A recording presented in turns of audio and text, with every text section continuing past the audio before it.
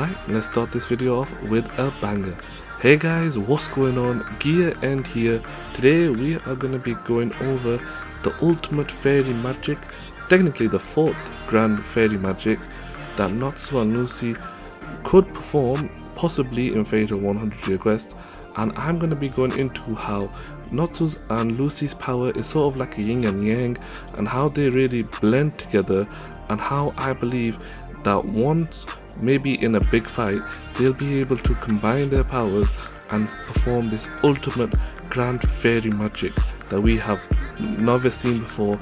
And this is going to be a new one, because let's just say that so far there's only 3 currently that we know of: Fairy Sphere, Fairy Glitter and Fairy Heart. Those are the current 3 grand fairy magics that we know of. Technically Fairy Heart is gone now because Mavis of course has gone, but Fairy Sphere and Fairy Glitter. Fairy Sphere, what do we know about that? Well, that is the ultimate protection against most magic. Mavis used that in the 10 Raw Island arc when she was able to protect the whole crew from Acnologia's blast. And remember, this was way back, like back when they were versus Hades, so that was really a powerful magic, because later on we actually saw that Fairy Sphere was used by Lucy, who was able to entrap Acnologia so that the Dragon Slayers can get off their final attack. So now that's Fairy Sphere. Fairy Glitter was mainly used by Kana.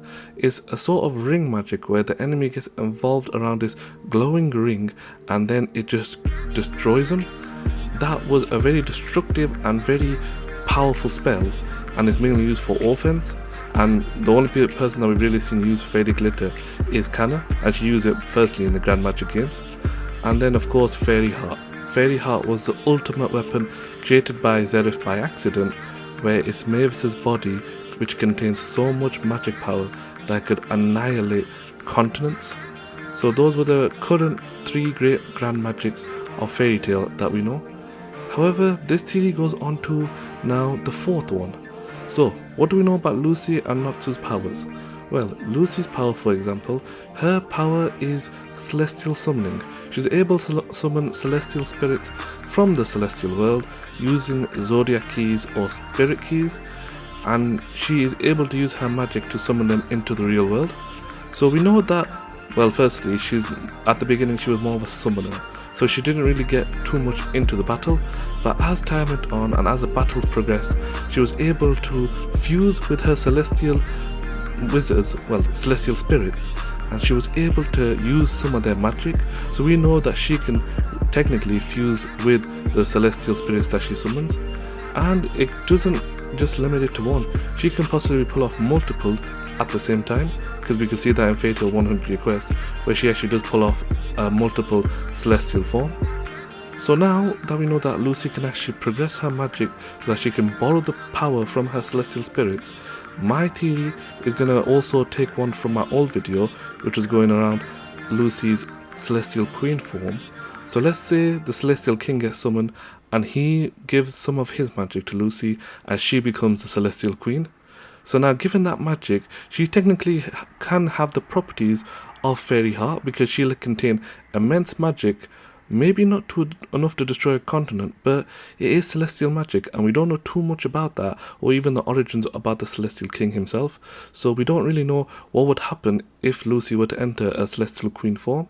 However, one thing we would know is that based off the celestial king and his immense power that we saw during the demon arc, we were able to see a glimpse of his power, and of course it was restricted because the holder, which is Lucy, her magic power wasn't able to contain all of the Celestial King's power. So in this case, Lucy was sort of restricting her spirits, but now that she's able to borrow magic from her spirits, I believe that her Celestial Queen form will definitely be one key thing that will be needed to use this ultimate fairy magic power. So now let's go on to Natsu. So Natsu Dragoneel, of course we know him, we love him. He is the son of the Fire Dragon King Igniel. He is also half brother, well stepbrother, to the Fire Dragon God Ignia. And we do know that Natsu, of course, technically he was dead about 400 years ago by a dragon attack. We don't know too much about that, but what we do know is that he was resurrected by Zerif, and he used his demon magic to resurrect Natsu, and then of course Natsu was into the future to defeat Acnologia, and that was the dragon's plan, so I won't be going too much into that. But we do know this: Zerif kept mentioning END, Aethernanos Natsu Dragneel, and he kept saying that that was his ultimate form, so technically his ultimate demon. So now we can think about it this way. So Natsu right now, he has chosen the life of a human at the end of Fairy Tail Final Series. He chose to not use the power of the demon, even though we did see glimpses of it here and there, and we mainly saw it versus Grey when he was about to go full rage mode versus Grey after seeing Lucy, which he thought was killed, but she wasn't, so he went full rage mode and unleashed the power of the demon. We saw him slowly transform into one, but we've never seen the full power or the full form of his END form. So now, let's say there's going to be a battle in the future, which currently there is a big battle with Ignia. So let's say Natsu sees something happening. He sees his friends getting killed or getting really injured, and he can't take it. He's going to unleash a power that we've never seen, which will hopefully be one day Aethernanos Natsu Dragneel, which will be END's demon form.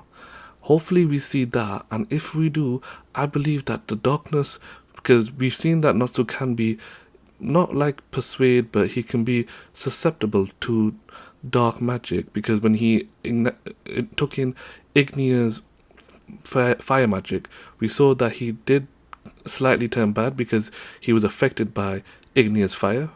So if he can get susceptible to that type of magic, well, he might be I can't even say that, sorry. So he might be weak against demon magic as well. So if Natsu's weak against demon magic and he goes full rage mode, he probably might be more powerful than Ignia, so none of the dragon gods can stop him. The only one that could stop him will be Lucy, who will still be in her celestial queen form. So now let me get the whole plan set out for you. So Natsu in his demon form, Lucy in her celestial queen form, technically a dark spirit with a light spirit. Do you see the yin and yang? So it's sort of, one is a dark, evil, powerful spirit, and the other one is a light giver, a celestial spirit. So those, I'm guessing, are most likely related, celestial spirits and demons. Let's just say they're like probably like other end of the spectrum, other side of the mirror. So most likely, or maybe, they might be able to use their, well, they might have similarities between both type of magics, because if you think about it this way, spirit magic and demon magic, well, it might be two sides of the same coin. And let's say the coin itself, it's gonna be Natsu and Lucy, so they'll merge together, they'll use their power, and they'll both transform into the ultimate fairy king and queen. So now imagine that, the ultimate fairy king and queen, and they both use their powers to fully destroy the enemy, which Ignia might awaken because of his plan to turn everyone into dragons. So we don't know the full part of that yet. However, this series is mainly focusing on Natsu and Lucy, so this form will be only special to them because they've got that very special type of magic, and I hope we do see something like this in the future, because imagine that, the ultimate fairy king Natsu, ultimate fairy queen Lucy, both of them side by side, using both a demon power and a celestial power to defeat a very powerful evil together. Now that does sound like something where it does involve the friendship and the bonds that they grew throughout their travels, and I believe this would be something that would be amazing to see.